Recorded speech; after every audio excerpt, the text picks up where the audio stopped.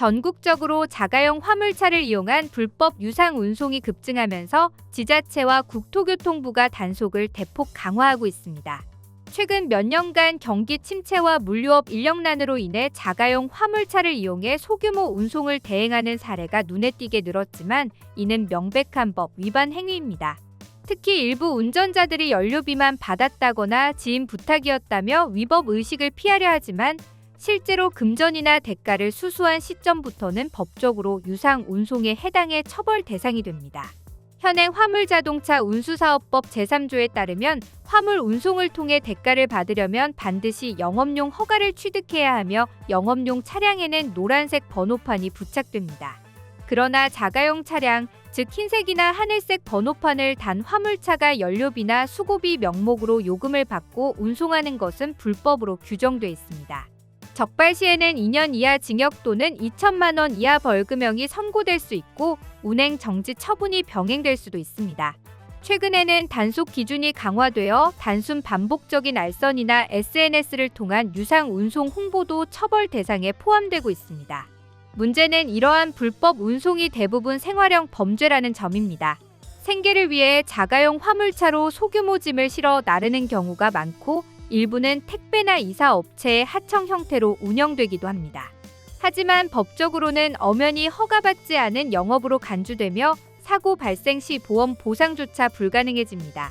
실제로 지난해 수도권에서 발생한 한 교통사고 사례에서는 자가용 화물차가 유상 운송 중 사고를 내면서 차량 수리비와 피해자 치료비 전액을 개인이 부담해야 했습니다.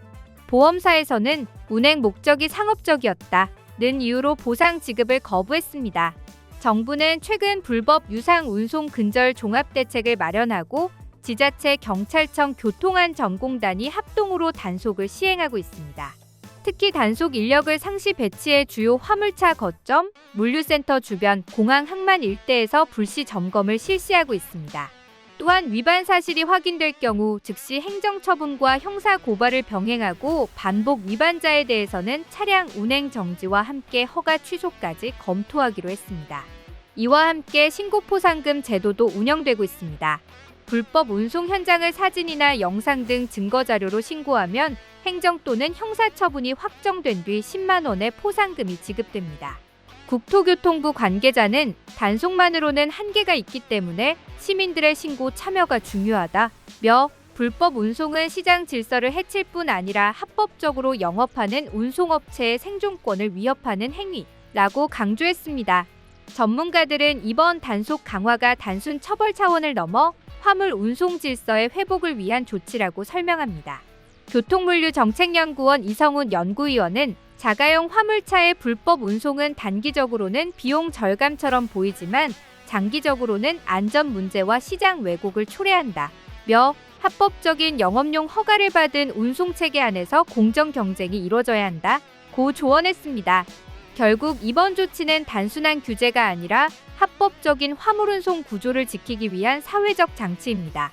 운송업계 관계자들은 당장은 생계가 어렵다고 해도 불법 유상 운송은 결국 자신에게 돌아올 부메랑이라며 영업용 허가 절차를 통해 정식으로 등록하고 운송 자격을 갖춘 뒤 일해야 한다고 강조했습니다. 정부 역시 단속과 함께 합법 전환을 위한 컨설팅과 지원 프로그램을 확대하겠다고 밝혔습니다. 구독과 좋아요 그리고 알림 설정하셔서 매주 자동차에 대한 다양한 설명 들어보시고 설명 영상뿐만 아니라 화물차 계약 영상, 매매 영상 다양하게 있으며 디젤 트럭 어플을 통해 화물차 영업용 번호판 최고가 견적 실시간으로 받을 수 있으니 많은 관심 부탁드립니다. 감사합니다.